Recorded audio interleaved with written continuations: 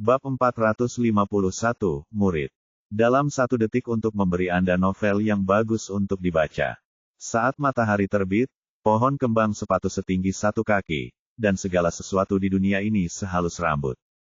Manusia liar itu marah atas ketidakadilan dan mengeluarkan pisau abadi di dadanya. Zhu Ping'an diam-diam membacakan puisi, Osu, oleh Liu Cha, seorang penyair dinasti Tang, dan perlahan-lahan mengendarai kuda di bawahnya ke Lin Huai Marquis Mansion. Saat itu baru lewat tengah hari, dan matahari menyinari setiap sudut jalan dan gang, menutupi tempat di mana kotoran dan kejahatan bersembunyi, dan segala sesuatu di dunia dipenuhi dengan kehangatan. Lin Huai Marquis Mansion relatif sepi saat ini. Semua bapak dan ibu di mansion telah pergi jalan-jalan musim semi dan belum kembali. Zhu Ping'an memasuki gerbang dan menyerahkan kudanya kepada petugas terkejut karena Zhu Ping'an kembali sepagi ini. Menurut pengaturannya, kami akan datang setelah matahari terbenam. Hari ini sungguh aneh. Wanita muda kelima baru saja kembali lebih awal, dan sekarang paman kelima telah kembali juga. Seekor kuda hitam yang beruntung di kandang masih menggigit telinganya dengan gembira bersama kuda merah di kandang sebelah. Nona, kenapa paman saya belum kembali? Dia kembali sebelum kita dan dia belum datang, kembali lagi. Pelayan kecil Baozi memegangi pipi montoknya dan melihat ke pintu dengan bosan, bergumam kepada wanita mudanya yang sedang membaca di meja. Apakah cinta datang atau tidak, seseorang pergi tanpa mengucapkan selamat tinggal. Orang yang pergi begitu saja setelah mereka mengatakan tidak akan pernah kembali. Li Su membusungkan mulutnya, masih memikirkan kepergian Zhu Ping'an tanpa mengucapkan selamat tinggal selama tamasya musim semi. Nona, paman saya sudah kembali. Pembantu kecil Baozi tiba-tiba berbicara dengan suara panjang. Setelah mendengar ini, Li Su meletakkan bukunya dan melihat ke pintu, tetapi tidak ada apa-apa di pintu itu, bahkan seekor semut pun tidak. Kemudian Li Su tahu bahwa dia telah ditipu oleh gadis kecilnya. Terkikik, aku buta, Nona. Pelayan kecil Baozi menutup mulutnya dan terkikik saat dia melihat ke arah nona mudanya. Matanya menyipit menjadi bulan sabit. Oke, kamu gadis bau, kamu menjadi begitu gemuk dan berani sehingga kamu berani berbohong kepada nona mudamu. Lihat apakah aku tidak menjaga kuku kecilmu. Jangan bergerak. Wajah Li Su sedikit berubah merah. Rambutnya centil, taring kecilnya terbuka, dan dia mengancam dengan nada centil. Kemudian dia mengulurkan tangan rampingnya yang berwarna hijau putih untuk menggaruk gatal pada pelayan kecil Baozi. Pelayan kecil Baozi paling takut digelitik 2 kali, seluruh tubuhnya menjadi sangat lembut hingga dia menangis karena tertawa. Jadi dia tidak peduli dengan statusnya sebagai tuan dan pelayan dan melarikan diri. Li Su mengambil ujung roknya dan mengejarnya. Keduanya berlari mengelilingi ruangan. Seluruh ruangan dipenuhi gadis-gadis yang tertawa satu demi satu, dan kemudian dia memblokir pelayan kecil Baozi di depan tempat tidur. Kemudian, pelayan kecil Baozi dijatuhkan di tempat tidur oleh Li Su. Mengendarainya dan menggaruk gatalnya. Pelayan kecil Baozi itu seperti air, suaranya lembut dan dia memohon belas kasihan berulang kali. Nona, kasihanilah aku. Nona, jangan. Aku tidak bisa melakukannya lagi, aku sekarat, Nona. Zhu Ping'an baru saja memasuki halaman rumahnya ketika dia mendengar lamunan seperti ini di dalam kamar, yang membuat wajah dan selangkangannya basah. Terakhir kali saya mendengar suara ini adalah ketika saya sedang menonton video baru yang dibuat oleh artis wanita dari negara kepulauan dengan sekelompok hewan di dalamnya, asrama. Tapi apa yang terjadi? Zhu Ping'an memasuki ruangan dengan penuh keraguan, lalu pemandangan tak terduga di ruangan itu seketika membuat jantung Zhu Ping'an berdebar kencang. Di ranjang kecil tempat dia tidur selama beberapa malam berdarah, Li Su yang anggun sedang duduk di atas pelayan kecil Baozi, berputar dan berputar. Jepit rambutnya berantakan, dan rambut panjangnya menutupi bahunya seperti air mengalir, bergoyang dengan gerakan kiri dan kanannya, karena gerakannya yang garang, roknya berantakan, memperlihatkan celana sutra tipis putihnya, serta sepatu dan kaus kakinya juga dilepas di depan tempat tidur. Tanahnya sangat menawan. Pelayan kecil Baozi di bawah Li Su bahkan lebih gerah. Rambutnya berserakan di selimut, dan pakaiannya hampir terkelupas oleh Li Su, memperlihatkan banyak kulit merah muda, dan dua kaki menonjol di bawah lehernya gemetar karena perjuangan, dan seluruh tubuhnya lemas di tempat tidur seperti air. Dia mencibir mulut kecilnya dan memohon belas kasihan lagi dan lagi, matanya kabur dan suaranya dipenuhi tawa lembut. Oh, ini Lily. Zhu Ping'an terpana hanya dengan sekali pandang. Ini masih dinasti Ming. Kenapa persahabatan antar perempuan menjadi tren? Tapi detik berikutnya, baru kemudian Zhu Ping'an menyadari petunjuknya. Dia terlalu memikirkannya. Kedua gadis itu sedang memainkan permainan yang menggelitik. Kedua cakar kecil Li Su menggelitik pelayan kecil Baozi. Tapi bahkan ini pun mengejutkan pandangan orang. Pembantu kecil Baozi menghadap ke pintu, dan dia melihat Zhu Ping'an setelah dia masuk. Kemudian dia berteriak karena malu, dan kemudian seluruh wajahnya memerah seolah-olah meneteskan darah, dan tanpa sadar dia menutupi wajahnya dengan tangannya.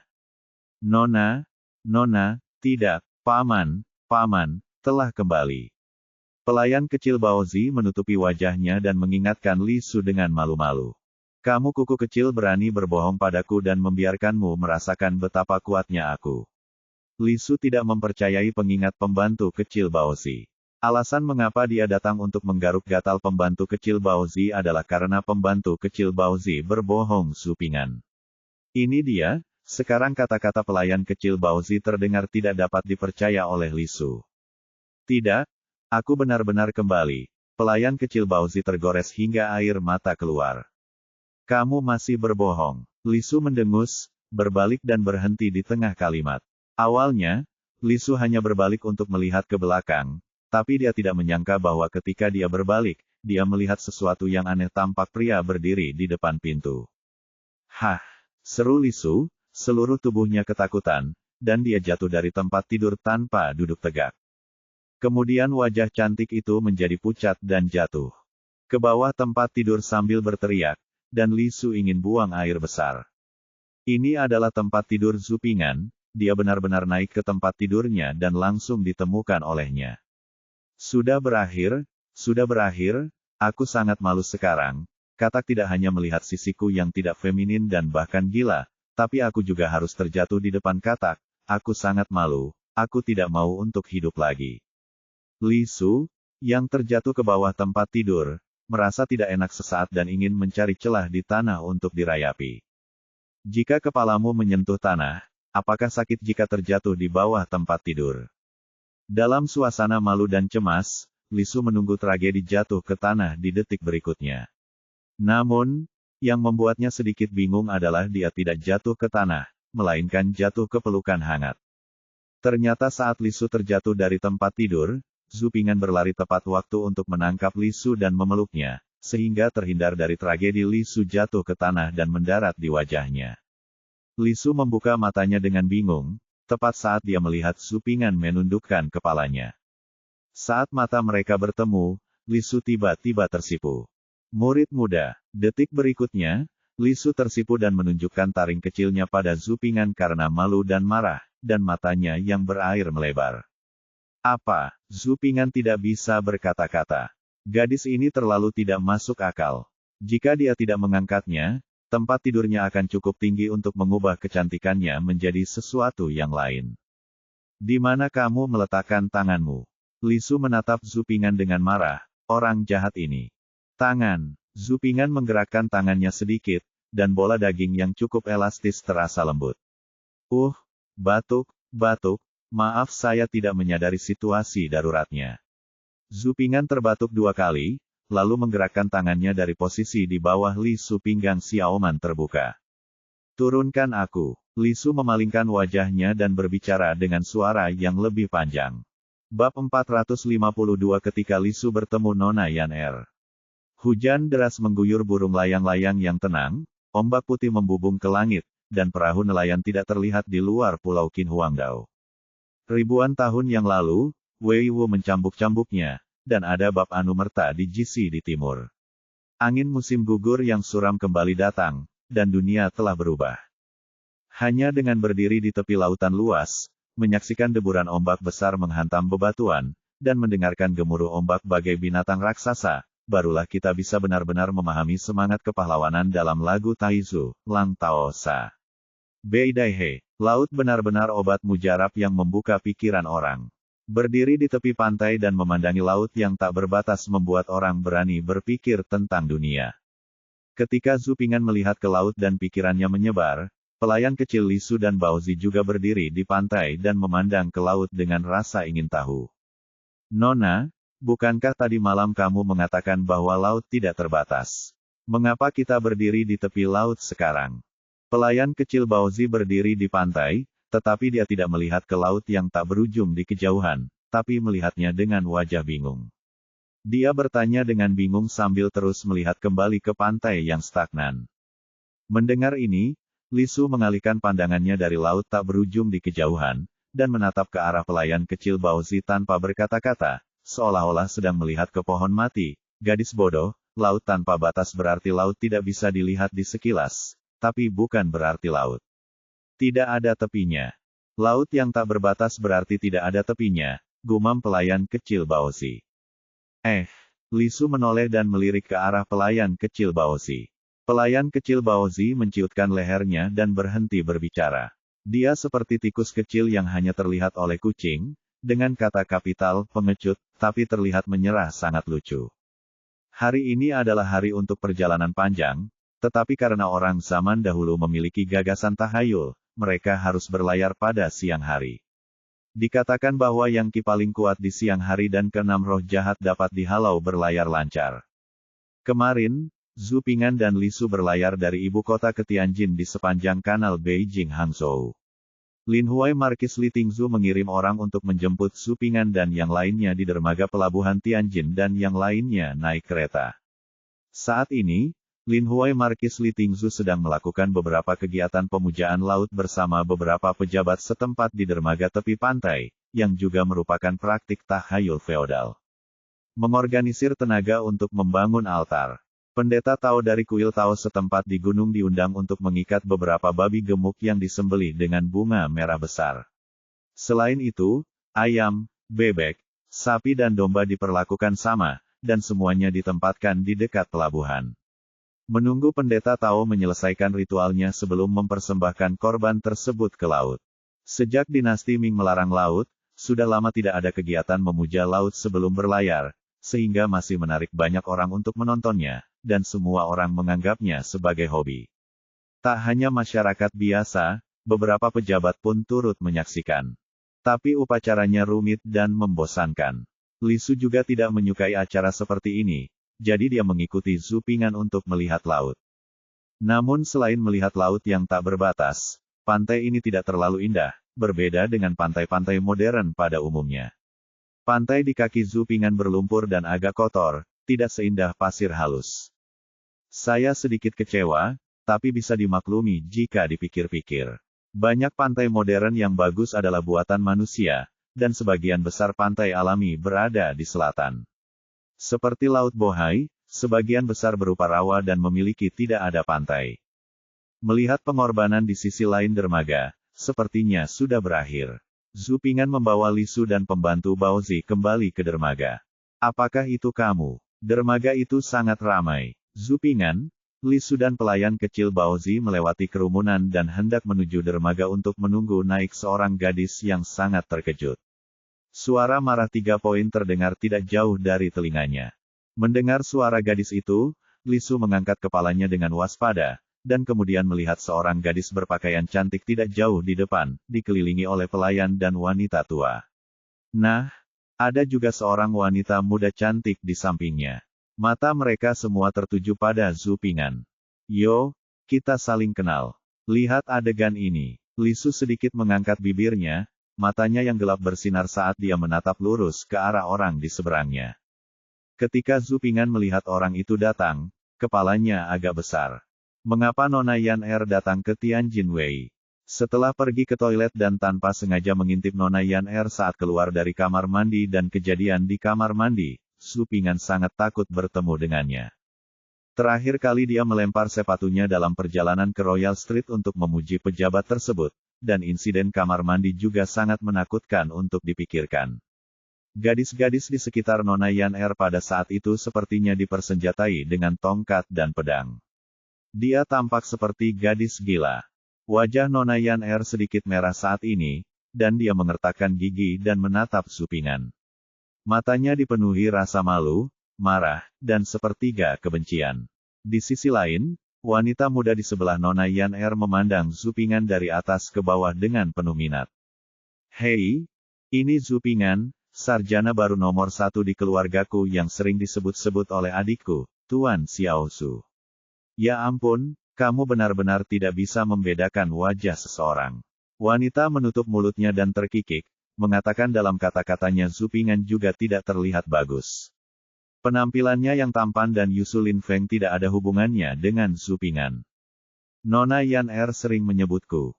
Haha, dia mungkin mengatakan hal-hal buruk dan berteriak tentang pemukulan dan pembunuhan, pikir Supingan dalam hati. Wanita muda tampan di sebelah Nona Yan Er mungkin adalah istri dan selir Yan Sifan. Karena Yan Song hanya mempunyai seorang putra, Yan Sifan, dan seorang putri, Nona Yan Er, kemungkinan besar istri dan selir Yan Sifan dapat disebut saudara perempuan Nona Yan Er. Siapa adik perempuan cantik ini? Wanita muda dan cantik itu sepertinya baru saja melihat Lisu. Setelah berbicara tentang Supingan, dia menatap Lisu dan bertanya dengan sengaja. Wanita muda itu memandang Lisu dan tersenyum. Dia tidak hanya tersenyum tanpa memperlihatkan giginya, tetapi dia juga mengulurkan tangan rampingnya untuk menutupinya sedikit dengan sapu tangan sebuah keluarga kaya. Nyonya, siapa Anda? Lisu memandang wanita muda itu dari atas ke bawah, sedikit mengangkat sudut mulutnya, dan bertanya dengan ringan. Kata Lisu, Nyonya, menyebabkan wanita muda di seberangnya kehilangan separuh dari penampilannya yang kaya. Wajah cantik Bo menjadi lengah karena malu, dan kata-kata serta perbuatannya yang tampak seperti pertikaian berubah menjadi abu pada saat ini. Ahem, adik perempuan, jangan panggil aku Nyonya, tolong panggil aku kakak. Kalau tidak, orang lain akan mengira aku terlihat sangat tua. Wanita muda itu menutup mulutnya dan berkata sambil meremas wajahnya beberapa kali. Memanggilmu kakak, bukankah itu membuat orang mengira aku sudah sangat tua? Lisu berkedip, terlihat polos. Memanggilmu kakak tidak membuat orang mengira aku sudah sangat tua. Kata-kata Lisu sangat mematikan dan langsung mengko wanita muda itu, membuat wanita muda itu tidak bisa lagi memasang senyuman yang dipaksakan di wajahnya, dan senyuman di wajahnya membeku. Ini baru permukaannya saja, diperkirakan dampaknya terhadap jantung lebih besar. Bab 453, Tamparan. Wanita muda tampan itu tidak mengatakan apa-apa setelah menderita kerugian dari Lisu, tetapi gadis-gadis yang mengikutinya dan Nona Yan Er tidak dapat menahannya. Salah satu dari mereka memiliki bintik-bintik di wajahnya tetapi berdiri dengan bangga seperti ayam kecil. Dia datang keluar, mengangkat alisnya dan memandang Lisu dengan sedikit jijik, dan berkata dengan nada mengejek. Kamu gadis sangat kasar, tahukah kamu siapa istriku?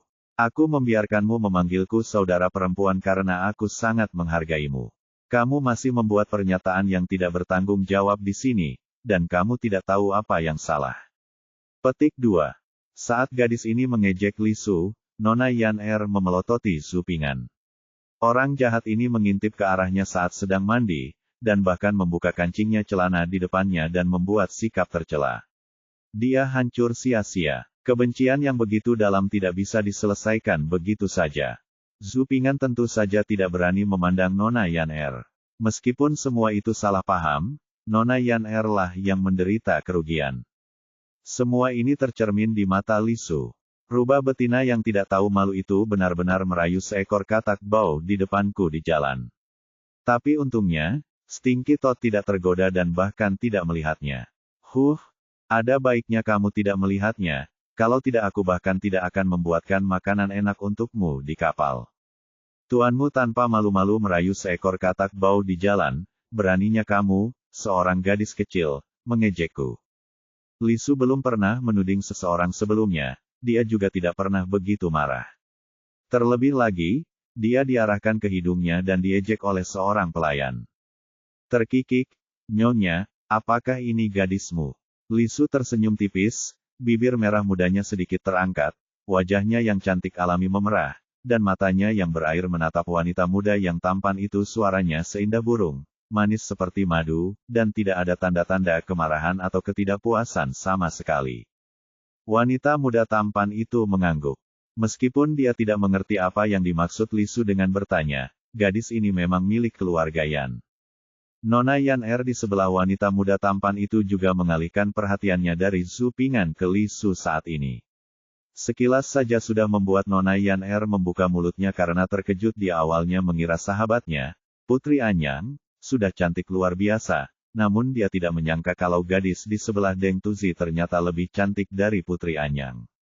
Selain kecantikannya yang alami, watak anggun dan luhur gadis ini tidak kalah sedikit pun dengan Putri Anyang. Gadis ini pasti Li Su, putri kelima dari Lin Huai Marquis Mansion, tunangan murid Deng. Nona Yan meminta seseorang menyelidiki Zhu Ping'an dan mengetahui bahwa Zhu Ping'an memiliki kekasih masa kecil dan tunangan yang bertunangan di desa tetangga mereka. Dia adalah wanita dari keluarga majikan ketiga di rumah Markis Lin Huai yang diusir dari rumah karena seorang wanita dan terpaksa tinggal di pedesaan. Dia menempati peringkat kelima di antara wanita di rumah Markis Lin Huai. Ketika saya mengetahuinya pada saat itu, saya masih berpikir bahwa langit memiliki mata, dan murid tersebut menderita pembalasan dan bertunangan dengan seorang gadis liar dari pedesaan. Tapi saya tidak mengharapkannya. Wanita desa ini sungguh luar biasa cantiknya, dan sikapnya sungguh luar biasa. Buang-buang uang. Nyonya, saya sedang melihat Anda. Li Su berkedip. Ah, wanita muda tampan itu tidak bisa mengikuti ritme Li Su dan tidak mengerti kenapa Li Su tiba-tiba mengucapkan kalimat seperti itu. Namun, dia segera mengerti maksud Li Su. Mulut telapak tangan. Mata Li Su dingin dan dia mengucapkan dua kata kepada Yun dan Feng Qing di belakangnya. Segera setelah Li Su selesai berbicara, beberapa wanita tua yang mengikuti Li Su menyingsingkan lengan baju mereka. Terlepas dari identitas orang di seberang mereka, mereka langsung melewati wanita muda tampan dan Nona Yan dan pergi untuk menangkap mereka. Gadis yang memiliki bintik-bintik di wajahnya dan berbicara serta mengejek Li Su. Hanya beberapa pengeras suara yang berbicara langsung. Wanita-wanita tua ini terbiasa melakukan pekerjaan kasar di desa Sanghe. Tangan mereka sangat kuat, dan hanya dengan beberapa pukulan, mereka menamparkan gadis kecil sombong yang berbintik-bintik seperti ayam kecil itu hingga pelipisnya berantakan, matanya kabur, dan kabur, dia tercengang. Pria kecil ini sangat berani. Dia berani mengejek wanita kita. Sejak kami kecil, suami tertua kami tidak pernah mau berkata kasar atau memamerkan wajahnya kepada nona muda saya. Beraninya Anda, seorang gadis, mengejek nona muda kami. Wanita-wanita tua ini tidak peduli siapa Nona Yan dan yang lainnya. Adapun orang-orang, meskipun mereka tahu bahwa Nona Yan dan yang lainnya adalah anggota keluarga Yan. Wanita-wanita tua ini juga akan dengan teguh mematuhi instruksi dari wanita muda mereka, Li Su. Belum lagi tipu muslihat Li Su yang membuat mereka tidak berani ragu sama sekali. Mari kita bicara tentang imbalan perak Li Su yang selalu murah hati dan murah hati yang membuat mereka tidak bisa berhenti patuh. Selama hari-hari ini di Lin Huai Marquis Mansion, mereka menerima banyak hadiah dari Li Su. Jadi ketika aku mendengar Li Su mengatakan itu, aku menamparkan tanganku. Wanita-wanita tua ini bergegas maju, meraih lengan mereka, menarik rambut mereka, dan menamparkan mulut mereka. Pembagian kerjanya jelas dan kerjasamanya diam-diam. Sekilas, sepertinya mereka sudah lama bekerja sama dan akrab dengan jalan tersebut. Tentu, tidak perlu banyak pukulan, hanya 3 pukulan secara slow motion dengan tangan kiri dan kanan. Ini yang dikatakan Li Su kepada mereka sebelumnya, tamparan di wajah adalah untuk wajah, selama niatnya terpenuhi. Tidak perlu memukul dengan keras, cukup dengan memukul wajah lawan hingga jatuh akan lebih baik jika Anda menginjaknya 2 kali. Mereka telah mengikuti Li Su sejak lama, dan mereka dapat memahami sebagian mata Li Su. Mereka tahu apakah harus menyerang dengan ringan atau keras. Adik perempuan, pernahkah kamu melakukan ini sebelumnya? Tergantung pemiliknya yang memukuli anjing itu. Wanita muda tampan itu memandang Li Su dengan serius dan bertanya, wajahnya sedikit bingung dan ekspresinya sedikit muram. Saya tidak menyalahkannya, sebenarnya tidak masalah bagi siapapun. Jika gadis saya ditampar di tempat, wajah semua orang akan digantung. Awalnya aku ingin memberimu, gadis ini, sebuah unjuk kekuatan, tapi aku tidak menyangka ini adalah momen ketika aku turun dari kudaku, dan sebelum kekuatan itu padam, segera setelah aku berbalik, kudaku dibunuh olehmu, gadis ini, dan dibuatkan sup. Oleh karena itu, wanita muda tampan itu memiliki wajah cemberut dan ingin meminta penjelasan dari Lisu. Tapi, aku baru saja melihatmu. Sudah kubilang. Lisu berkedip dan menatap wanita muda tampan itu dengan ekspresi polos, polos seperti kelinci putih kecil yang hanya makan makanan vegetarian. Aku sebenarnya tidak bisa berkata-kata. Saat ini, wanita muda tampan itu menyadari apa yang dia maksud dengan, "Nyonya, saya memperhatikanmu," yang tadi terdengar sangat tidak dapat dipahami. Dia hanya ingin memukuli anjing itu dan memperhatikan pemiliknya. Gadis ini begitu licik di usia yang begitu muda, bagaimana dia bisa diajari hal ini? Gadis seperti ini sulit untuk dihadapi. Saya mendengar Lan sering berbicara tentang zupingan, topik baru dalam sains. Meskipun dia berteriak bahwa dia akan dibunuh, wanita muda tampan itu datang dari masa lalu. Wanita sering mengatakan satu hal tetapi memikirkan hal lain hati. Mengatakan bahwa dia tidak tertarik pada zupingan itu membosankan. Wanita muda tampan itu tidak mempercayainya. Awalnya saya ingin berbicara dengan Donglou dan melihat apakah saya dapat melakukan pekerjaan untuk Perdana Menteri guna membantu Lan. Namun kini tampaknya segala sesuatunya tidak sesederhana yang dibayangkan. Bab 454, aku tidak terlalu picik. Adikku pemarah terhadapku. Lain kali kamu kembali ke ibu kota dan punya waktu, kamu bisa datang ke rumah Yan untuk bermain denganku, Lin Yang. Tepat ketika perselisihan antara Lisu dan yang lainnya baru saja dimulai, seorang pramugara datang dan membisikkan beberapa kata dengan pelan di samping wanita muda tampan itu melirik ke arah pelabuhan, lalu mengajak Nona Yan untuk mengucapkan selamat tinggal dan pergi. Mungkin ada masalah pribadi yang tidak boleh diketahui orang luar. Zupingan melihat dari kejauhan. Orang-orang berpakaian pejabat sedang menunggu di sana, dan ada beberapa gerbong yang ditutupi tirai hitam.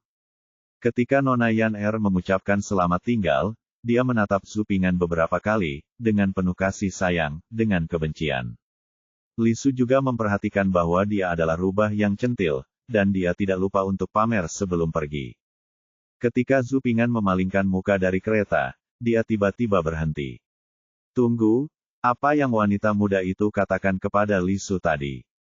Sebenarnya ada seorang wanita bernama Lin Yang. Saya ingat pernah membaca sejarah tidak resmi tentang Yan Xifan di zaman modern. Dalam sejarah tidak resmi, Yan Xifan memiliki selir yang paling penyayang bernama Lin Yang. Kemunculan Lin Yang ini kira-kira sesuai dengan apa yang tercatat dalam sejarah tidak resmi. Kulitnya seputih salju dan wajahnya secerah lukisan. Tampaknya sejarah tidak resmi bukanlah omong kosong, jadi Lin Yang ini bukanlah sebuah orang yang sederhana. Menurut sejarah tidak resmi, Lin Yang berasal dari Sungai Qingpu, yang sekarang menjadi Shanghai. Banyak keinginan jahat dan boros Yan Xifan yang dipikirkan oleh Lin Yang. Misalnya, cangkir batu giok putih, kursi empuk, layar batu giok, del. Kecerdasan wanita ini bisa dikatakan paling jelas terlihat dari kesombongan dan pemborosannya. Misalnya saja kursi empuk dan layar giok yang sering dimainkan Yan Xifan. Sederhananya, Yan Xifan sedang duduk di kursi empuk dan bermain dengan layar giok. Yang disebut kursi empuk berarti selirnya telanjang, dan dua selir cantik sedang duduk di kursi tersebut. Dengan payudara terentang secara diagonal, Yan Xifan bersandar pada payudara mereka sebagai sandaran kursi. Kemudian ada 4 selir telanjang lagi yang berbaring di kursi malas, dan payudara mereka dibentangkan untuk dijadikan kursi pada mereka. Mengawasi selirku di belakangku, minum dan bersenang-senang atau bekerja. Yang disebut layar giok bahkan lebih harum. Ini membutuhkan setidaknya 10 selir. Mereka juga telanjang, dan setiap orang mempunyai tanda kecil dengan nomor tertulis di atasnya. Yan Xifan duduk di kursi empuk dan meminta selir telanjang ini mengelilingi Yan Xifan, berputar perlahan seperti layar. Yan Xifan minum dan menggambar, yang mana nomor di undian itu adalah. Yan Xifan kemudian menarik selir itu ke kursi empuk dan berhubungan seks. Saat dia berhubungan S3 kilodetik, selir-selir lain mengelilinginya, menambah kesenangan dan menunggu Yan Sifan menarik undian dan berhubungan S3 kilodetik. Tentu saja ada cangkir giok putih di dalamnya, yang digunakan oleh Yan Sifan saat menjamu tamu. Saat telinganya hangat karena anggur, Yan Sifan bertepuk tangan dan memerintahkan seseorang untuk membawakan cangkir giok putih. Kemudian, barisan pelayan menggairahkan yang mengenakan pakaian kurang terbuka berjalan menuju jamuan makan. Setiap pelayan menyesap anggur hangat di mulutnya. Mereka menggunakan mulutnya sebagai pengganti cangkir untuk memindahkan anggur ke mulut para tamu.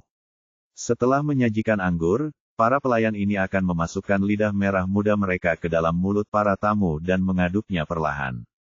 Namanya, Huigan. Ada banyak yang serupa. Sebelum Zhu Ping'an selesai memikirkannya, dia mendengar Lisu terbatuk-batuk di sampingnya.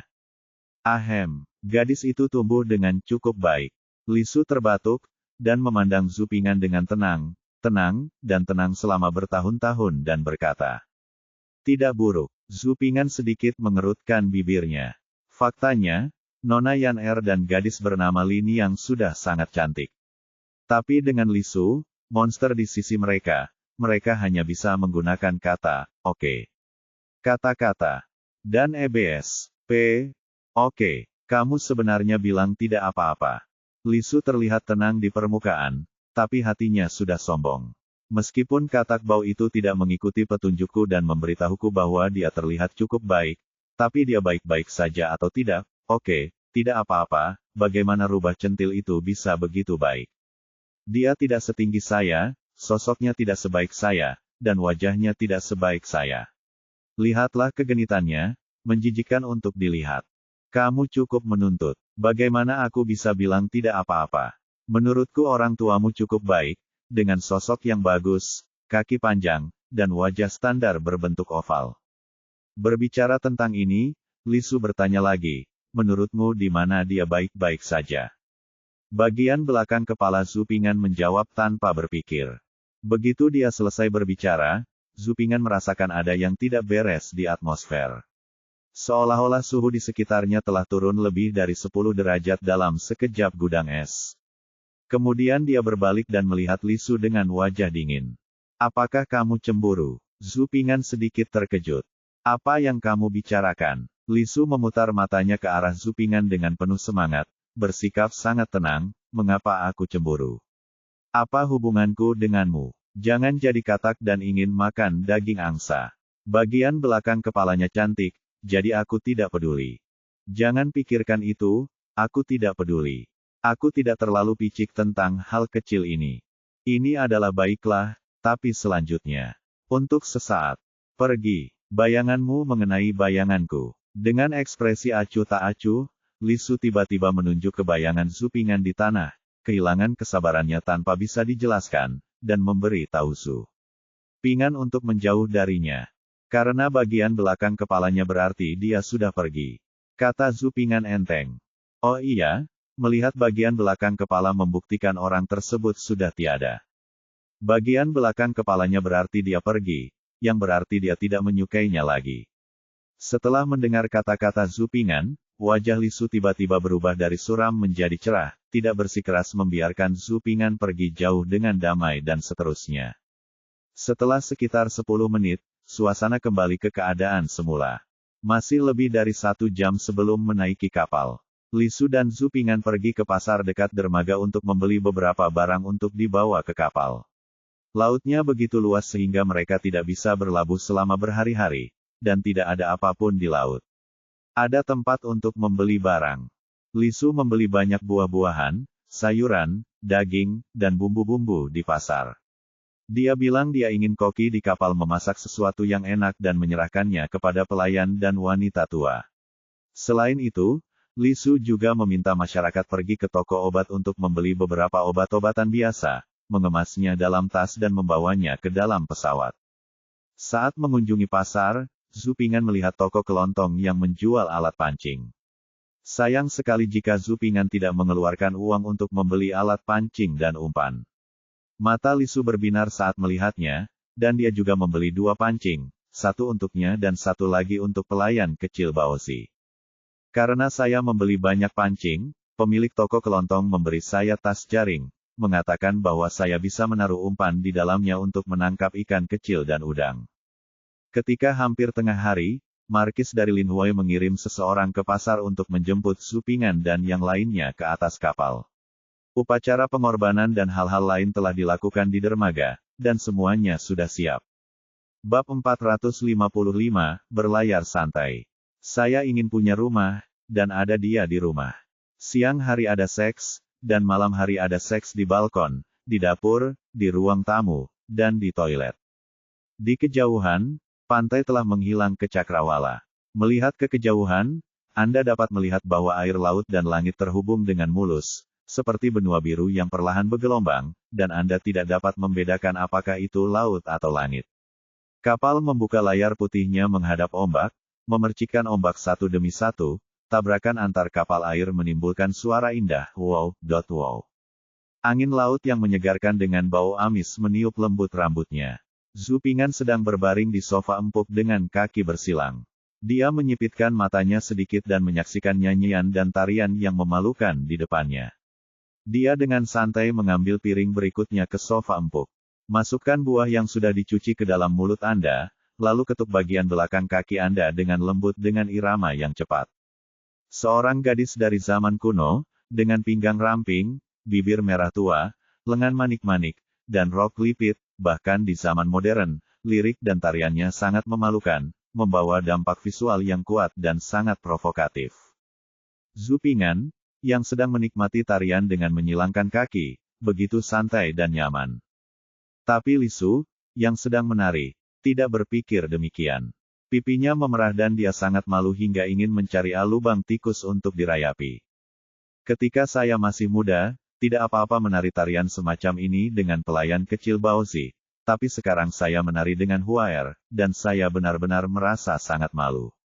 Saya memutar pantat saya dan melakukan beberapa gerakan yang memalukan, dan saya terasa seperti daging di dadaku bergetar. Namun, Zhu Ping'an, si penjahat, suka menontonnya, dan dengan sengaja mengancam dirinya sendiri dan Huaer untuk melompat ketika cerita itu diceritakan pada saat yang paling kritis, momen. Jika mereka tidak melompat, mereka tidak akan menceritakannya. Benar-benar orang jahat. Selain itu, Lisu harus melihat sekeliling dari waktu ke waktu sambil menari, jangan sampai dia terlihat oleh orang lain. Meskipun dia baru saja mengirim pelayan dan wanita tua lainnya ke kabin, dia tetap merasa licik. Pelayan kecil Baozi merasa lebih baik, dan wanita muda itu berdansa dengannya. Apalagi yang aku takutkan. Hanya saja jangkauan pergerakan beberapa bagian jauh lebih besar daripada wanita muda itu mau tidak mau merasa sedikit malu. Zhu Ping'an memasukkan buah itu ke dalam mulutnya dan menekannya dengan giginya. Jus manis itu terciprat ke dalam mulutnya. Melihat ekspresi Lisu yang marah namun pemalu, sudut mulutnya tidak bisa menahan diri untuk tidak melengkung. Hehe, menatap gadis sombong dan sombong di masa lalu. Penampilan kecil pemalu saat ini memiliki cita rasa yang unik. Mungkin, tarian seks yang memalukan ini membutuhkan gadis yang anggun dan sombong untuk bisa merasakannya. Wajah mungil cantik alami ini memiliki pipi kemerahan dan mulut berwarna merah muda. Ucapan itu seperti mutiara, suaranya yang merdu dan jernih seperti burung, dengan rasa malu yang lembut. Menyanyikan lagu yang menggedor-gedor sungguh membuat orang memikirkannya. Hei, katak Bao, kamu sudah melompat 2 kali, apakah kamu masih selesai? Lisu melihat tatapan mabuk Zhu Ping'an dan sangat malu sehingga setelah melompat 2 kali, dia lari.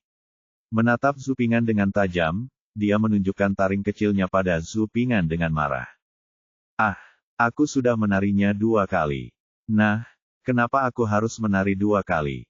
Menari sekali saja. Zhu Ping'an tersenyum tipis dan memasukkan sepotong buah lagi ke dalam mulutnya. Ah, pelayan kecil Baozi yang masih melompat tertegun, memandang Zhu Ping'an dengan keluhan seperti angsa bodoh. Kamu, Lisu merasa malu dan kesal saat mendengar ini. Dia menghentakkan kaki kecilnya dan memarahi Zhu Ping'an.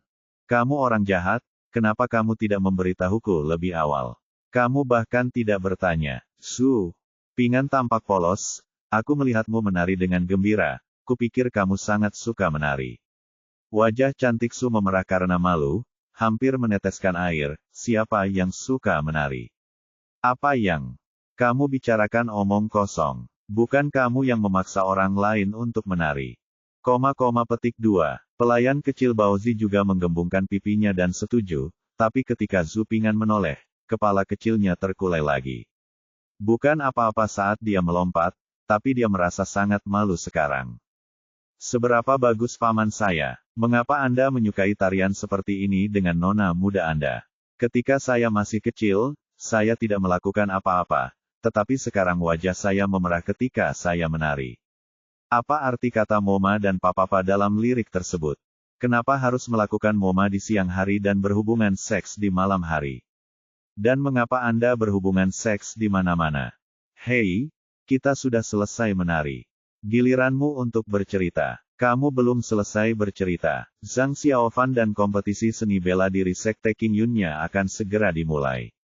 Li Su berjalan ke arah Zhu Ping'an dan berbaring tangan kecilnya untuk mengambil Zhu Ping'an di tangannya. Dia mengambil buah yang belum dimasukkan ke dalam mulutnya dan mendesaknya dengan keras.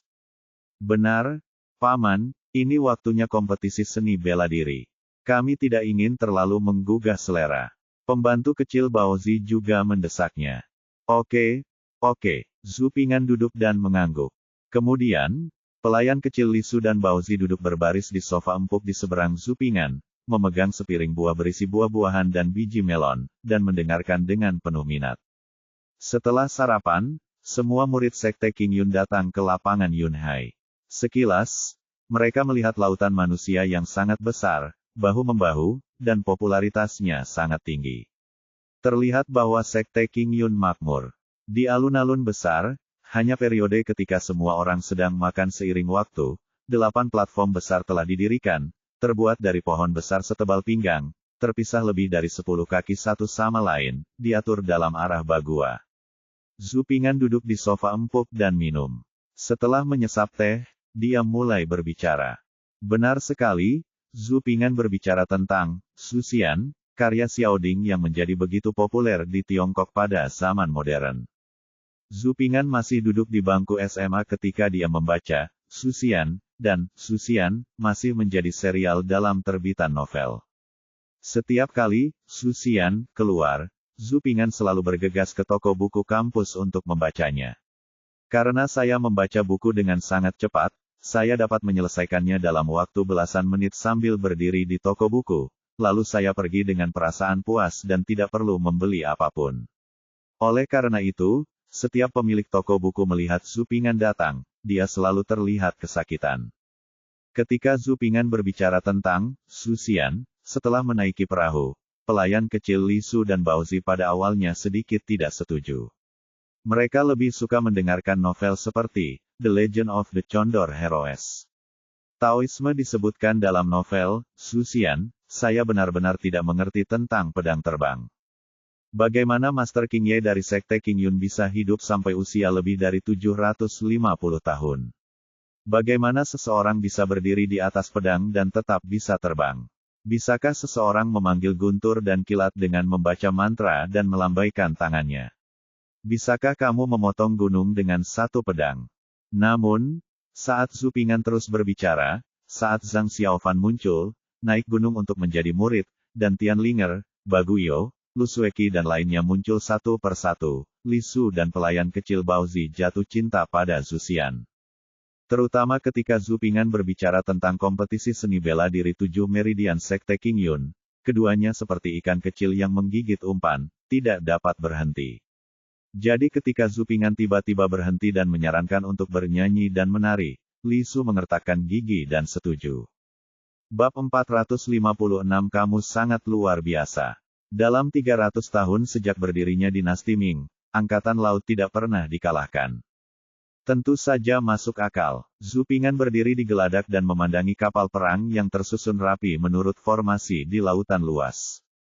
Dia hanya bisa mengangguk. Meskipun itu berarti setelah pelarangan di laut, skala dan ukuran kapal perang tersebut dinasti Ming telah menyusut lebih dari setengahnya.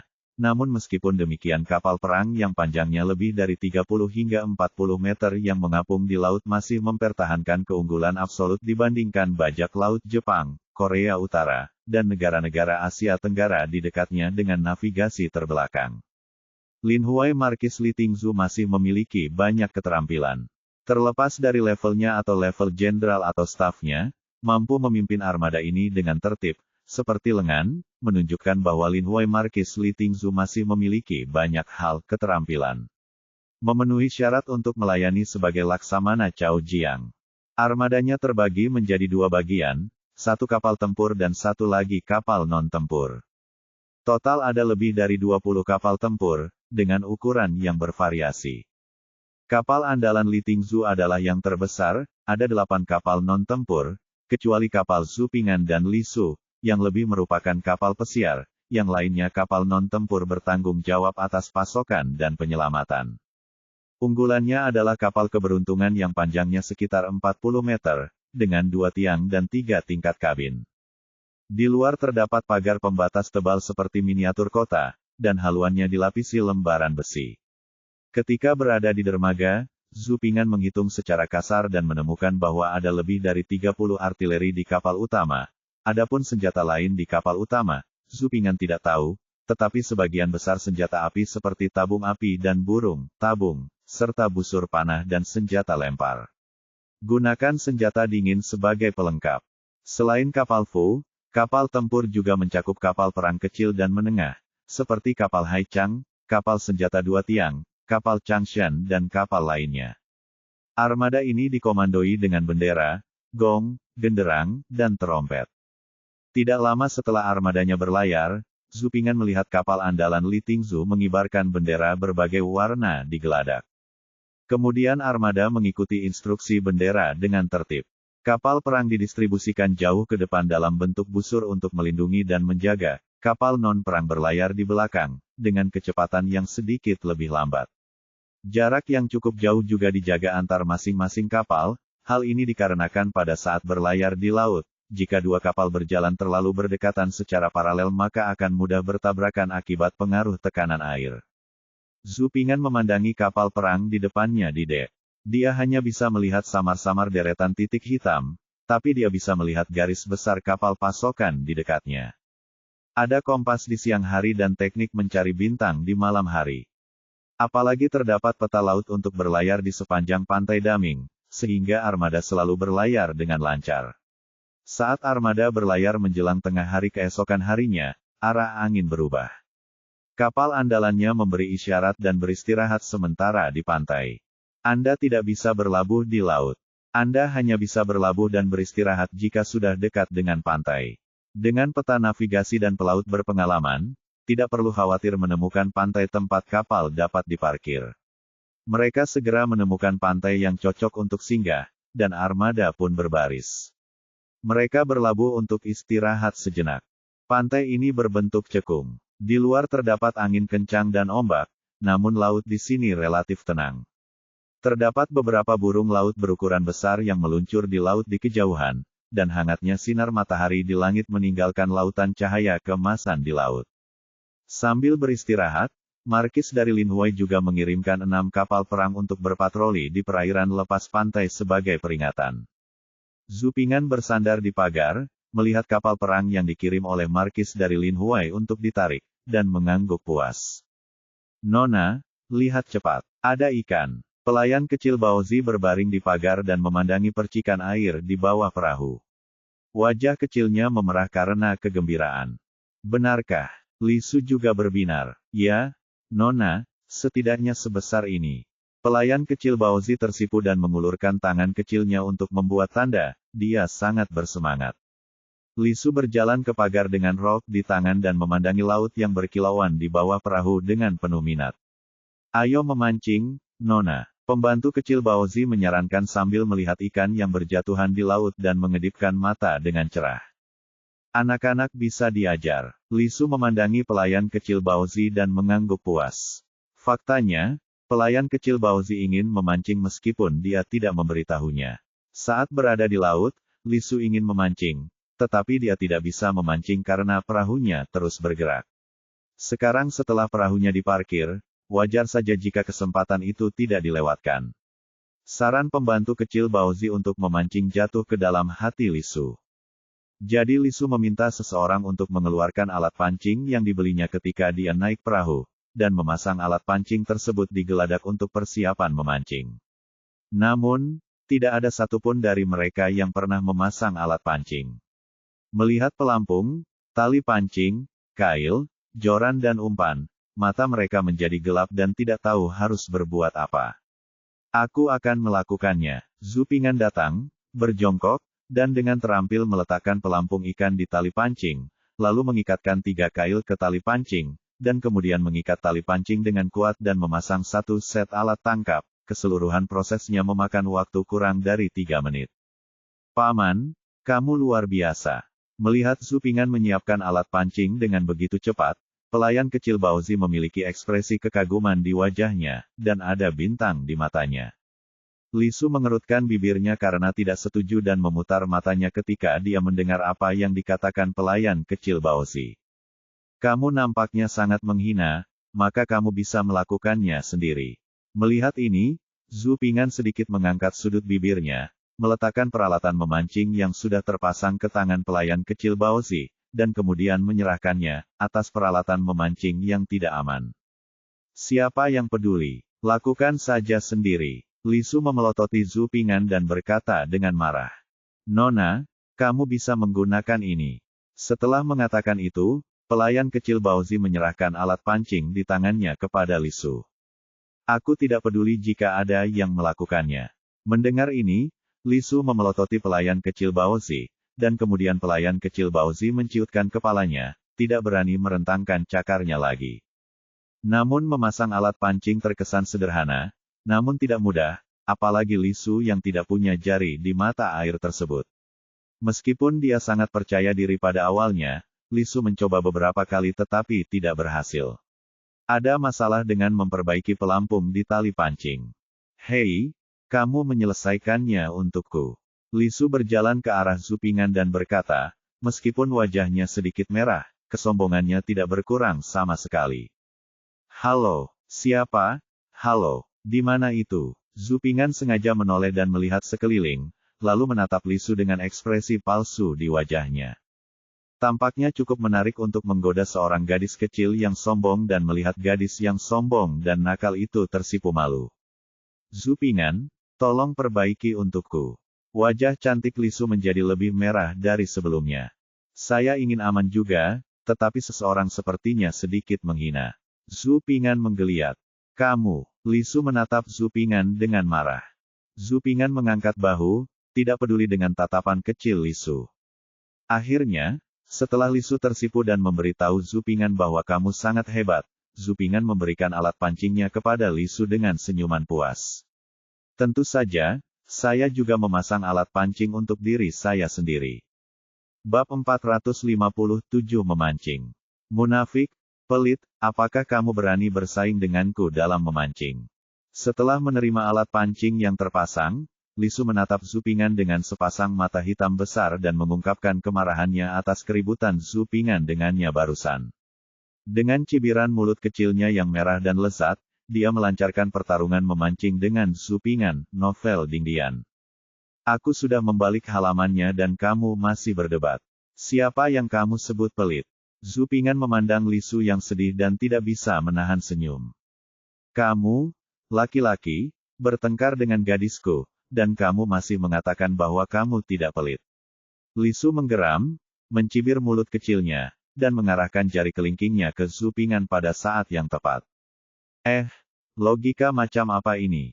Terlalu kuat untuk masuk akal. Hei, apakah kamu berani bersaing denganku dalam memancing? Li Su bertanya lagi. Sebagai anak laki-laki, aku bersaing denganmu dalam memancing. Bukankah itu membuatku terlihat terlalu pelit?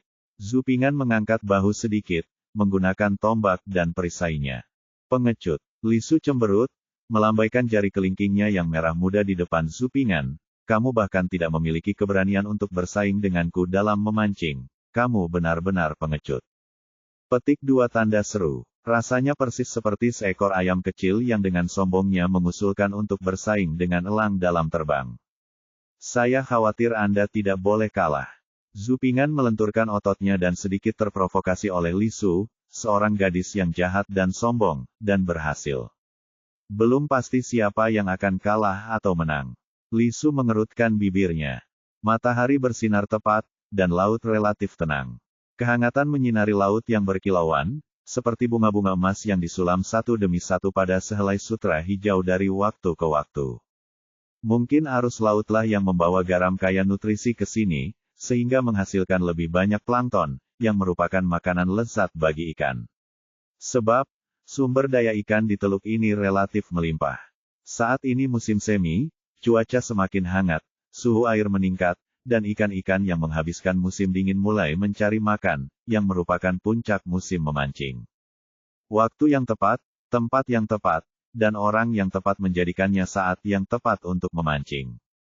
Lihat siapa yang menangkap ikan paling banyak selama 1 jam, lalu buat kesepakatan. Li Su dan pelayan kecil Baozi memilih tempat duduk mereka di geladak dan sangat ingin mencobanya. Tentu saja meski sama-sama sedang memancing. Namun pengobatannya berbeda. Li Su memancing dan menikmati pakaian pelayan kecil lainnya. Sebuah sofa empuk yang dilapisi bulu cerpelai dipindahkan ke pagar pembatas oleh beberapa pelayan kecil. Tirai yang mirip dengan payung dipasang di sofa empuk. Cegah sinar matahari agar kulit Li Su seputih dan selembut salju. Pelayan kecil Baozi masih bisa bergaul dengannya, sedangkan Zupingan hanya bisa duduk di kursi dan memancing di bawah sinar matahari. Namun, sekarang baru bulan April, jadi bagi Zupingan, berjemur di bawah sinar matahari adalah ide yang bagus. Ombak, pantai, payung, dan 2 gadis berkostum kuno di bawah payung sangatlah menarik tidak peduli bagaimana Anda melihatnya. Pemandangan seperti ini tidak bisa dilihat di zaman modern. Namun, akan lebih menarik jika kedua gadis tersebut mengenakan bikini. Hahaha, pikir Zupingan dengan humor yang jahat. Tidak ada tempat bagimu di sini. Li Su, yang berada di bawah tirai, melihat Zupingan melihat ke atas. Dia segera memindahkan pantat kecilnya ke dalam, menempati sebagian besar sofa empuk. Baru saja dia melihat sebagian besar ikan berputar-putar di tempat ini. Anda tahu, Anda dapat mengajukan permintaan apapun jika Anda menang. Siapa yang peduli? Zupingan menggelengkan kepalanya dengan acuh tak acuh, lalu menundukkan kepalanya dan mulai bermain-main dengan alat pancingnya. Dia sudah lama memiliki ide untuk memancing di pantai, dan hari ini dia akhirnya menyadarinya. Dulu, Zupingan juga nongkrong di forum-forum memancing dan sudah lama mendambakan hasil memancing di laut orang lain. Ia juga membaca secara sporadis apa yang dikatakan orang lain setelah pengalaman memancing di laut, sehingga ia sudah tidak asing lagi dengan memancing di laut. Saya sangat akrab dengan memancing. Saya telah menangkap ikan lebih dari sekali di desa Siahe, jadi saya memiliki pengalaman yang kaya. Saat saya membeli alat pancing, saya bercerita kepada penjaga toko tentang memancing di laut, sehingga kail, tali, joran dan pelampung alat pancing kali ini relatif lebih tebal dan tahan lama. Umpannya ada 2 jenis, satu umpan buatan sendiri dari toko, dan satu lagi umpan cacing tanah. Li Su membenci cacing tanah, jadi dia dan pembantu Baozi menggunakan umpan pancing buatan toko, yang relatif lebih indah. Setelah mengatur ketinggian pelampung, Zupingan memotong cacing tanah dan menaruhnya di kail, kemudian dia mengayunkan pancingnya keluar pagar, tali pancing itu membentuk busur dan mendarat sejauh 5 meter. Lautnya berkilauan, dan ikan merah yang mengapung di laut biru sangat memanjakan mata. Setelah melihat Zupingan berhasil mulai memancing, pelayan kecil Li Su dan Baozi jelas terlihat panik melemparkannya lebih dekat, tapi akhirnya peluncurannya berhasil. Sebenarnya pengalaman memancing merupakan salah satu aspek, namun tidak dapat dipungkiri bahwa keberuntungan juga merupakan aspek yang sangat penting. Sungguh, keberuntungan memancing itu penting. Jika kita berbicara tentang pengalaman, Zupingan pasti bisa menyingkirkan Li Su selama lebih dari 100 jalan. Memancing di sarang rumput menghadap angin, sedangkan memancing tanpa rumput menghadap ombak, sia-sia, Zupingan mengetahui semuanya, tapi mungkin Li Su lebih beruntung. Keberuntungan Li Suzi sungguh luar biasa. Ketika Li Su dengan canggung melemparkan tali pancingnya ke laut, dan ikan yang mengapung itu hanya berdiri di laut, ia mulai bergerak.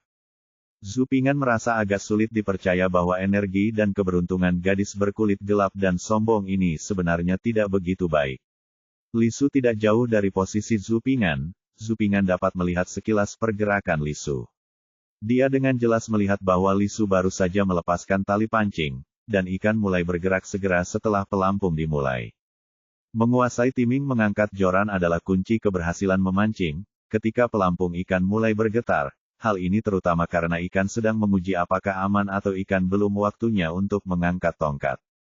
Namun, Lisu tidak peduli. Saat dia melihat ikan bobber berayun, gadis itu melompat dengan gembira. Ikannya terpancing. Haha, Zupingan, kamu akan kalah. Dengan penuh semangat melompat, pancing itu terangkat secara tiba-tiba.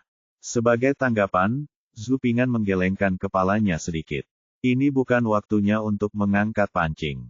Terlebih lagi, Lisu masih terlalu baru untuk mengangkat pancing begitu cepat. Bahkan jika ikannya sudah terpancing, itu akan dengan mudah menyebabkan ikan bergerak dengan keras. Oleh karena itu, Zupingan meremehkan hal ini. Namun, ekspresi menghina Zupingan baru setengah jalan ketika dia membeku dan berkata tanpa berkata-kata, sialan. Dalam pandangan Zupingan, Lisu, seorang gadis berkulit hitam seperti pemula, tiba-tiba mengangkat pancingnya, dan pancingnya ditekuk membentuk busur, lalu percikan muncul di laut, dan kemudian seekor ikan besar dan lincah terlempar, gede oleh Lisu di atas ikan. Secara tidak sengaja ia mendarat tidak jauh dari kaki Zupingan. Ia berjuang untuk mengayunkan ekornya, dan sisik ikannya yang berwarna perak bersinar terang di bawah sinar matahari. Ah, aku menangkap ikan yang sangat besar, teriak Lisu dengan penuh semangat, dan pelayan kecil itu melompat sambil memegang roti, seperti dua ekor hamster kecil yang saling berpelukan ke telinga. Ikannya tidak terlalu besar, hanya sekitar setengah kaki, tetapi Lisu sangat bersemangat, seolah-olah dia telah menangkap ikan terbesar di dunia. Mungkin, terkadang kebahagiaan itu sesederhana itu. Bab 458, Tangkapan Ikan yang Membutakan. Zupingan menyerah. Lisu menarik tali pancing, mengangkat ikan kroker kuning kecil yang meronta-ronta dengan ekornya ke Zupingan dan menggoyangkannya. Dia menatap Zupingan dengan arogan dengan wajah cantiknya, bulu matanya yang panjang berkedip sedikit, matanya yang besar dan berair bersinar seperti bintang, dan bibir ceri kecilnya memerah saat dia cemberut dan tertawa. Ini masih pagi, kenapa kamu terburu-buru? Zupingan mengerutkan bibirnya. Aduh, rasanya asam sekali. Haha, jangan bohong kalau kalah. Lisu menutup mulutnya dan terkikik, sengaja mengulurkan jari-jarinya yang hijau putih untuk memegang tali pancing di depan milik Zupingan. Matanya menggoyang-goyangkan ikan kecilnya, lalu memutar pinggangnya dan pergi dengan anggun, langkahnya ringan, rok panjangnya berkibar tertiup angin, penuh pesona, dan sosok langsing dan langsingnya semakin menawan di tengah tawa. Sungguh monster. Tawa menawan ini sebanding dengan nyanyian sirene dalam mitologi Yunani kuno, yang menggoda para pelaut untuk menceburkan diri ke laut. Zupingan sedikit tertegun sejenak di bawah tawa lucu Lisu, lalu mengerutkan bibirnya, dan kemudian mengalihkan pandangannya dari punggung Lisu ke ikan yang mengapung di laut. Meski Lisu beruntung memancing, Zupingan tetap percaya diri. Setelah Lisu cukup pamer, dia meminta wanita tua itu melepaskan ikan kroker kuning kecil dari kailnya dan memasukkannya ke dalam ember.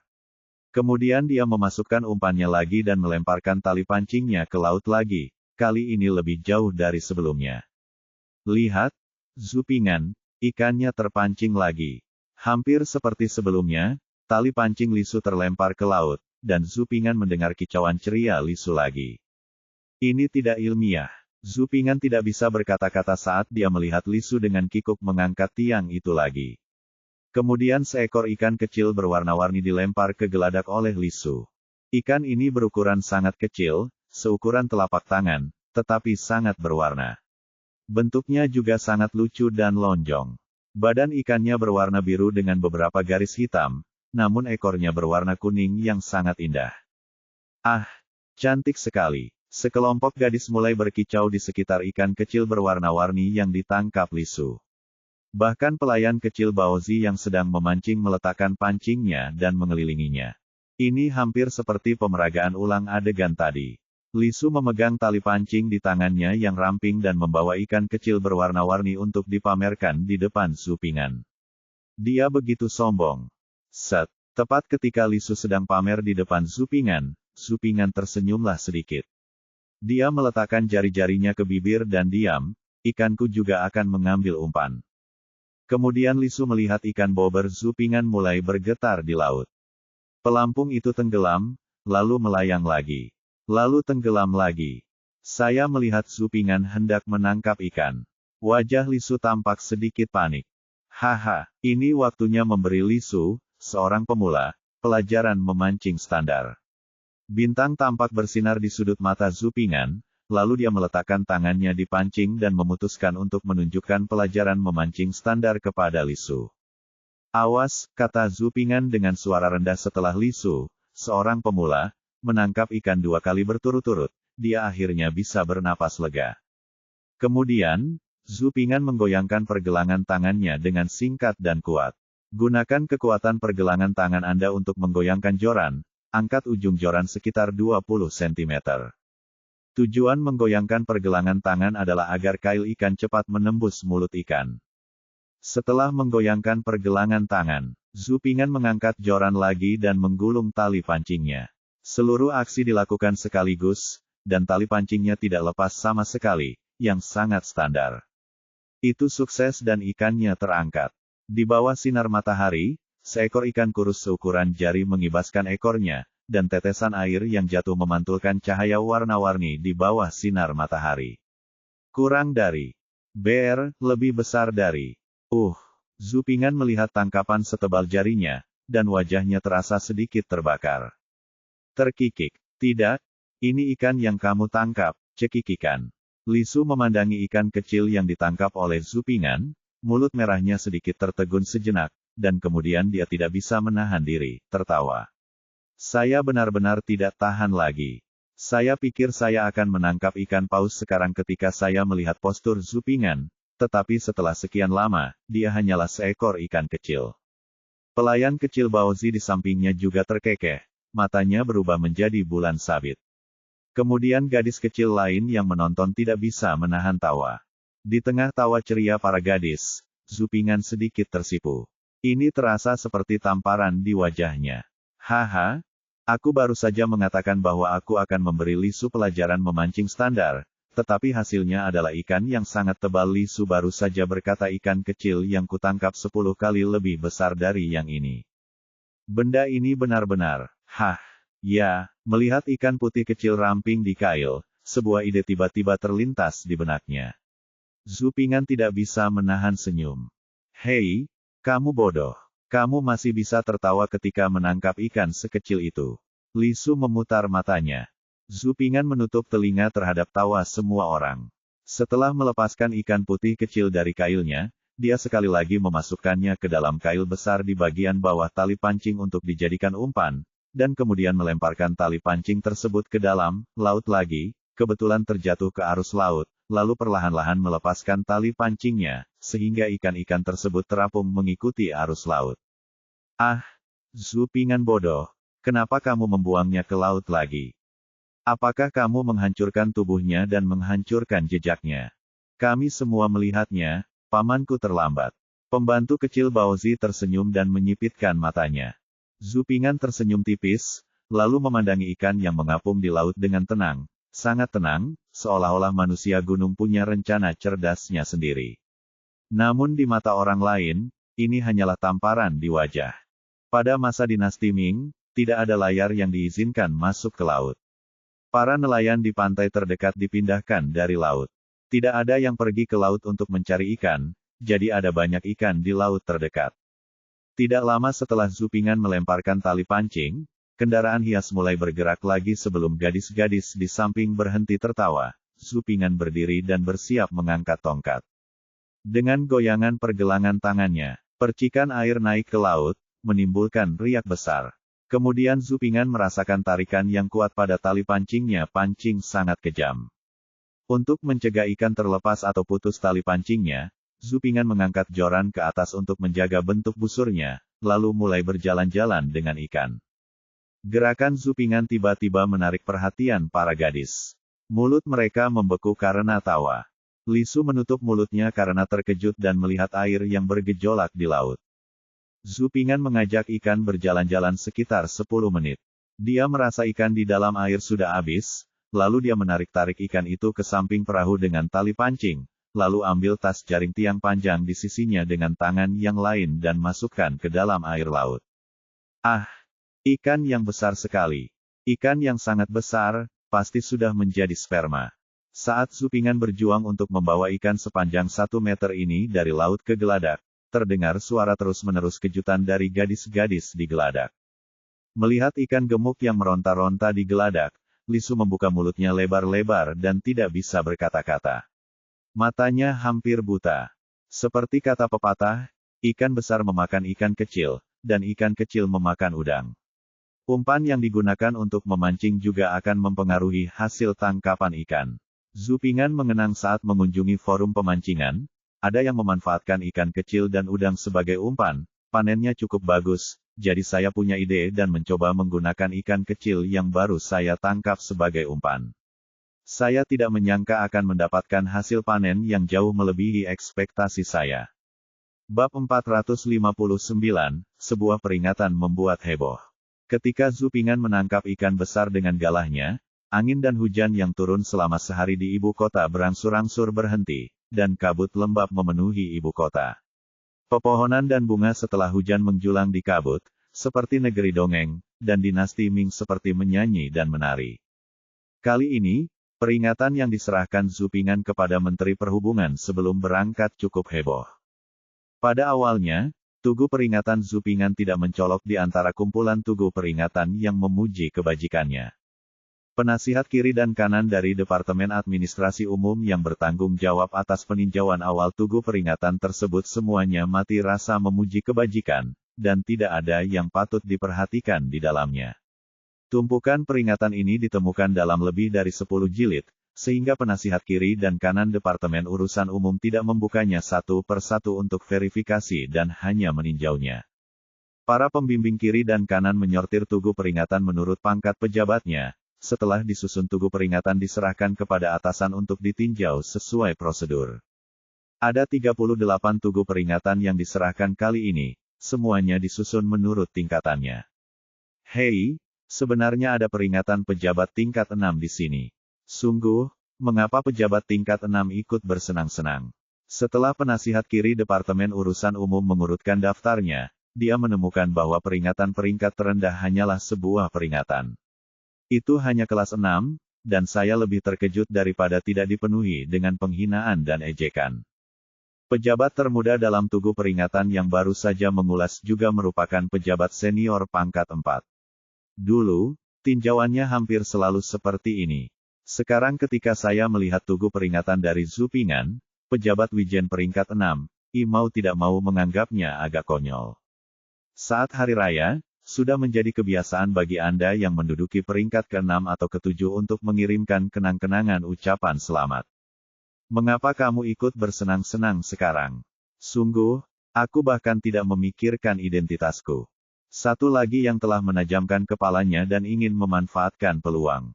Penasihat kanan Departemen Urusan Umum juga menggelengkan kepalanya, dengan ekspresi mengejek di wajahnya, sepertinya setiap tahun ada 1 atau 2 orang bodoh, anak muda yang ingin memanfaatkan ini untuk berkuasa, tapi mereka tidak tahu semuanya hilang, dan kata, baca, paling banyak tidak lebih dari kata, baca, dan pada akhirnya akan tenggelam ke laut.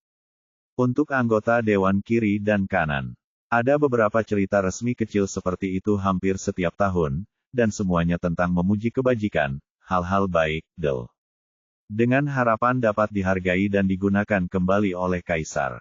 Namun, cita-citanya sangat penuh.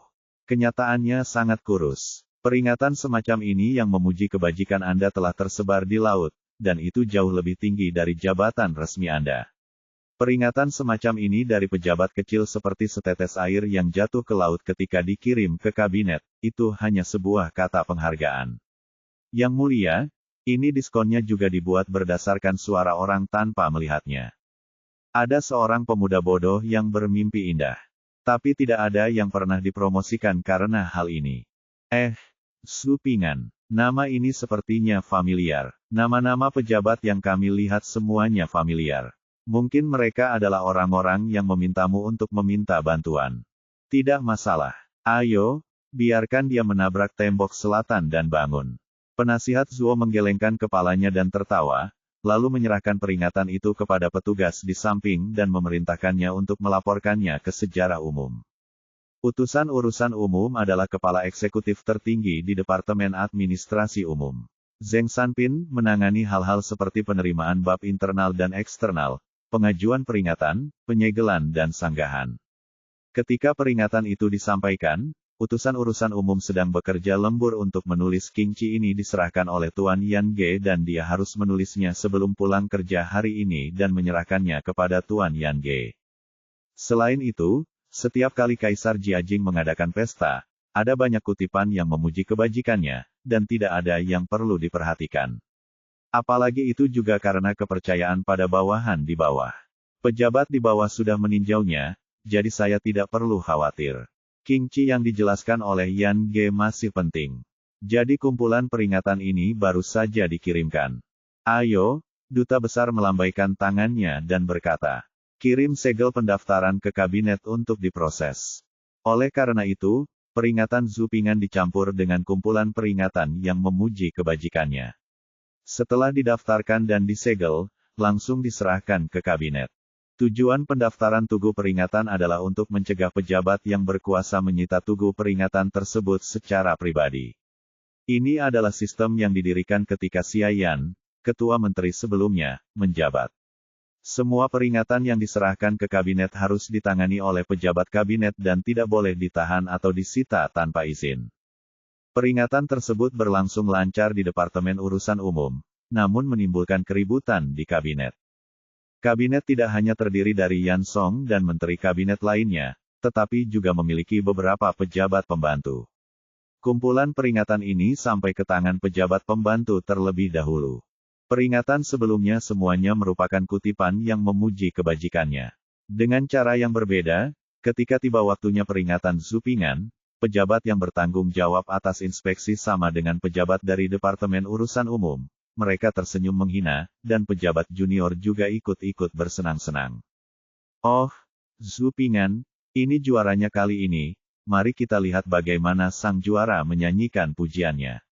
Pejabat yang bertanggung jawab tersenyum dan membuka peringatan Zupingan. Sekilas saja, senyuman di wajah pejabat itu menghilang dan tiba-tiba menjadi serius. Tuan Dong, ada apa denganmu? Pejabat lain penasaran. Pejabat bermarga Dong tidak berkata apa-apa dan menyerahkan peringatan itu kepada pejabat yang penasaran itu. Ketika pejabat itu menerima peringatan itu dan melihatnya, ekspresinya tiba-tiba berubah. Memakzulkan 100 rumah tangga bukanlah apa-apa, tapi ini berarti membunuh orang baik dan mengambil pujian atas perbuatannya. Terlebih lagi, perang yang terlibat adalah insiden Gengsu. Perang tahun lalu merupakan bekas luka baru bagi dinasti Ming, dan juga merupakan bekas luka yang menyebabkan Kaisar Jiajing kehilangan muka. Apalagi perang ini melibatkan banyak orang. Insiden Gengsu menyebabkan dinasti Ming kehilangan muka. Akhirnya, setelah tentara Anda mundur, para jenderal setempat memenggal lebih dari 100 tentara Anda, yang memungkinkan dinasti Ming menyelamatkan mukanya. Setidaknya itulah yang dipikirkan oleh partai berkuasa dan oposisi. Selain itu, peringatan untuk memohon penghargaan bagi para jenderal yang memenggal kepala Anda Bing secara pribadi disetujui oleh Ketua Menteri Kabinet, Tuan Yan Songyan. Selain itu, urusan ini juga melibatkan Kementerian Ritus, Kementerian Personalia, dan departemen lainnya. Menurut saya, sepertinya ada seorang Baihu yang telah memberikan kontribusi besar dan langsung dipromosikan beberapa tingkatan. Meskipun ini hanya pemakzulan terhadap 100 rumah tangga, dampaknya sangat besar dan ini merupakan masalah besar. Saat ini, Tuan Dong dan yang lainnya penuh dengan keluhan terhadap pejabat Departemen Urusan Umum. Apa yang dilakukan Departemen Urusan Umum? Bagaimana peringatan seperti itu bisa diunggah ke kabinet begitu cepat, dan tunggu sampai akibatnya teratasi? Saat mengunggah kabinet, Anda setidaknya harus menyisakan waktu yang cukup. Verifikasi, peninjauan, pengoreksian, alasan apapun dari Departemen Urusan Umum Anda dapat memakan waktu hingga 10,5 hari. Itu bagus untukmu. Kamu menyerahkan peringatan itu kemarin lusa.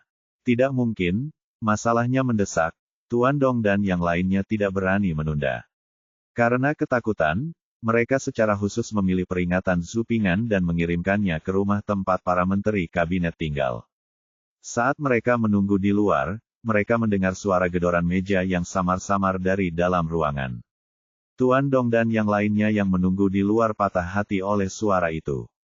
Sayangnya, kami baru hidup damai selama beberapa hari. Bab 460, Perjalanan yang Nyaman. Saat ibu kota berada dalam kekacauan karena peringatan ini, orang yang terlibat, Zhu Ping'an, dengan senang hati mengemas hasil tangkapannya. Ikan sepanjang 1 meter yang ditangkap tampak agak ganas, dengan kepala besar, seluruh ikan berwarna biru muda dengan bintik-bintik hitam, dan bintik-bintik hitam tersebar teratur pada sisiknya. Dari tampilannya memang bas, tapi besar sekali. Li Su dan gadis-gadis lainnya terkejut. Ini adalah pertama kalinya mereka melihat ikan bas sebesar itu. Padahal, jika dipikir-pikir, tidak mengherankan jika menangkap ikan bas di sini saat ini. Sekarang adalah musim semi yang semakin hangat, suhu meningkat, dan ikan bas yang bermigrasi juga telah mencapai masa berkembang biak dan bertelur. Ikan bas yang montok meninggalkan perairan dalam dan berpindah ke perairan teluk lepas pantai. Mereka mencari makan, bertelur, dan melakukan perjalanan ke hulu sepanjang sungai, jadi tidak mengherankan jika saat ini menangkap ikan bas di sepanjang pantai. Namun jika bisa menangkap ikan bas sebesar itu dengan joran jenis ini, bisa dikatakan kebetulan tali pancing dan jorannya tidak putus. Seabas memiliki rasa terbaik, juicy dan lezat, serta merupakan ikan terbaik. Jangan bilang tempat bertengger itu layak untuk dimakan. Saat angin barat bertiup, elang musim belum kembali. Minta tanah dan minta rumah, takut dia malu bertemu denganmu. Liu Lang berbakat, lagu Naga Air, karya Sin Qiji. Penyair kuno menyandingkan tempat bertengger dengan pahlawan seperti Liu Bei, yang menunjukkan status tempat bertengger di antara ikan. Ketika dia menangkap bas sebesar itu, Zhu Ping'an sudah memikirkan bas lezat yang dibuat oleh koki keluarga Li. Dengan ikan yang panjangnya lebih dari 1 meter, Zhu Ping'an tak terkalahkan dalam kompetisi memancing ini. Keberuntungan Li Su selalu sangat baik. Setelah Zhu Ping'an menangkap ikan bas yang besar, Li Su juga menangkap seorang pria besar dengan gigi dan cakarnya. Saat dia mengangkat tiang, dia menakuti gadis Li Su sampai mati. Ini adalah lobster besar dengan berat 2 atau 3 kilogram, hampir sepanjang lengan. Ia mengayunkan kedua cakarnya yang besar dan memegang umpan dengan kuat, tanpa menyadari bahwa ia akan segera menjadi sepiring makanan laut. Setelah itu, Zhu Ping, dan menangkap ikan seukuran telapak tangan lagi. Li Su selalu beruntung. Setelah menangkap lobster, dia menangkap 2 ikan lagi. Namun dibandingkan dengan ikan besar yang ditangkap Zhu Ping'an, rasanya agak meremehkan. Pembantu kecil Baozi tidak beruntung, dan keterampilan memancingnya sangat lemah. Setelah Li Su menangkap 5 atau 6 ikan dan lobster, dan Zhu Ping'an menangkap ikan bas yang besar. Masih belum ada apa-apa. Namun ketika akan segera berakhir, Tuhan akhirnya memihak pada pelayan kecil Baozi dan menangkap seekor cumi merah muda, yang beratnya sekitar setengah kati. Saat melihat cumi-cumi tersebut, Zhu Ping'an teringat akan cumi bakar yang pernah dimakannya di zaman modern. Para pedagang kaki 5 menaruh tusuk sate cumi di atas piring besi untuk mendesis, menambahkan sambal, cabai, dan makan bersama beberapa cumi di asrama sambil menyaksikan para wanita cantik dipeluk oleh orang lain di jalan dan luar biasa. Aku mengalahkan Zhu Ping'an, aku menangkap ikan paling banyak. Li Su mengangkat dagunya sedikit, memandang Zhu Ping'an dengan provokatif, mengedipkan matanya yang besar dan berair dan berkata dengan genit.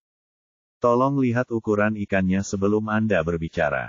Zhu Ping'an menunjuk ke ikan bas besar yang melingkari bak mandi besar di kakinya dan tersenyum pada gadis tsundere. Mengapa kamu perlu melihat ukurannya? Kami tidak mengatakannya sebelumnya. Kesombongan provokatif Li Su memudar dan dia mendengus 2 kali. Kami hanya membandingkan berdasarkan jumlah ikannya. Kami tidak mengatakan itu tergantung jumlah sebelumnya. Zhu Ping'an merentangkan tangannya, mengungkapkan ketidakberdayaannya. Itu hanya kuantitas. Li Su memutar matanya ke arah Zhu Ping'an, mencibir mulutnya dan berkata dengan genit. Oke, mari kita lihat kuantitasnya. Kamu menang. Zhu Ping'an tersenyum tipis, merentangkan tangannya, dan terlihat acuh tak acuh. Memancing adalah salah satu hiburan tersendiri. Mengapa Anda harus terlalu peduli tentang menang atau kalah? Jika Anda menganggap menang atau kalah terlalu serius, kegembiraan itu hilang. Apa sebutannya tergantung kuantitasnya. Benar, kamu baru menangkap 3 ikan, dan yang lain menangkap 6. Ada juga lobster sebesar itu. Li Su dengan bangga menggembungkan pipinya dan memegang tangan merah mudanya kepada lobster besar yang ditangkapnya. Matanya penuh pamer dan kebanggaan, dan pada akhirnya dia menambahkan dengan mulut kecil, ini pertama kalinya aku memancing. Bla bla, tidak ada orang yang begitu sombong. Dibandingkan dengan harga diri dan ketidakpedulian Zhu Ping'an, pelayan kecil dengan roti di sampingnya menundukkan kepalanya. Melihat cumi-cumi aneh yang saya tangkap, saya merasa ingin menangis tanpa air mata. Saya menangkap ikan jelek seperti itu. Kalau begitu kamu akui bahwa kamu kalah. Li Su memandang Zhu Ping'an dengan mata membara, seperti ombak yang jernih. Mata airnya mengalir, alisnya berayun, dan senyumannya indah. Yah, aku kalah. Zhu Ping'an tampak acuh tak acuh, katakan padaku permintaanmu. Itu permintaan. Aku belum memikirkannya. Aku akan memberitahumu ketika aku memikirkannya. Mata berair berkedip dengan fleksibel dan cerdas. Dia mengedipkan mata, sedikit main-main dan sedikit bangga. Terserah. Zhu Ping'an mengangkat bahu, lalu tiba-tiba menoleh untuk melihat pelayan kecil Baozi yang kepalanya menunduk. Apa yang kamu lakukan? Zhu Ping'an begitu tiba-tiba sehingga pelayan kecil Baozi sedikit bingung. Setelah beberapa detik, Zhu Ping'an menatapnya dan suaranya mulai bergetar. Nah, kenapa tiba-tiba Anda teringat lelucon pendek dan terkenal? Apa, lakukan itu. Ngomong-ngomong, apakah akhir-akhir ini Anda mengeluarkan terlalu banyak hormon? Zhu Ping'an menggelengkan kepalanya sedikit dan tersenyum tanpa berkata-kata. Senyuman Zhu Ping'an yang tak bisa berkata-kata terlihat sedikit buruk di mata orang lain. Jadi pelayan kecil Baozi semakin menggigil. Tangan kecil Li Su di satu sisi mengepal. Dalam hal kuantitas, jika kamu menangkan Huaer, kamu bisa mengajukan permintaan, kan? Kata Zhu Ping'an sambil tersenyum. Ah, apa yang akan kamu lakukan? Pelayan kecil Baozi semakin bingung setelah mendengar kata-kata Zhu Ping'an, dan wajah Baozi tiba-tiba memerah. Pada saat ini, udara di sekitar Li Su tampak menjadi dingin. Aku menginginkanmu. Zhu Ping'an menatap pelayan kecil Baozi dan berkata pelayan kecil Baozi. Perlahan bergerak ke bawah. Ah, di mana kamu melihat? Tak tahu malu, kotor, vulgar. Titik-titik. Li Su tampak seperti akan mengamuk sebentar lagi. Wajah sanggul gadis kecil itu bahkan memar dan merah seperti tinta. Tangan kecilnya terus memegang ujung bajunya dan menggosoknya adalah perasaan di dalam hatinya. Rusa kecil itu terbentur, oh, sungguh, ini sangat memalukan. Mengapa kamu begitu cemas, Paman? Saya adalah pelayan wanita muda itu. Ketika kamu menikah dengan wanita muda itu, kamu tidak perlu untuk mengatakan apapun lagi. Aku menginginkanmu. Cumi-cumi yang kita tangkap. Jari-jari Zhu Ping'an mendarat di atas cumi-cumi merah muda di kaki pelayan kecil Baozi, dan dia mengatupkan mulutnya dan melanjutkan. Ah, cumi-cumi. Pelayan kecil Baozi membuka mulutnya lebar-lebar. Ya, kalau tidak. Bagaimana menurutmu? Zhu Ping'an mengangguk, lalu memandang Li Su dan berkata sambil tersenyum, tolong minta kokimu membuat cumi mendesis dan memanggangnya. Buatlah sup dengan itu. Li Su memelototi Zhu Ping'an dan berkata dengan marah. Buatlah sup dan minumlah. Oh, omong-omong, saya punya pertanyaan untuk menguji Anda. Zhu Ping'an tiba-tiba mengubah suaranya dan menatap Li Su. Ikuti tesnya. Li Su berkata dengan santai. Haha, kamu setuju untuk memanggangnya. Zhu Ping'an tertawa, kalau begitu aku akan merepotkan kokimu. Kekanak-kanakan. Li Su terkejut sesaat, lalu memutar matanya ke arah Zhu Ping'an, dengan genit. Ombak, pantai, dan makanan laut. Berkat kemurahan hati laut, dan terima kasih kepada koki keluarga Li, Zhu Ping'an menyentuh perutnya yang bengkak, berbaring di geladak, dan bersendawa puas. Ngomong-ngomong, chef keluarga Li jago banget. Aku tadi bilang cara membuat cumi di piring mendesis, tapi aku tidak menyangka dia benar-benar bisa membuat cumi mendesis yang rasanya enak-enak, dan lobsternya rasanya enak. He Jin dibandingkan dengan terburu-buru untuk ujian di Beijing. Perjalanan ini hanyalah perjalanan yang nyaman.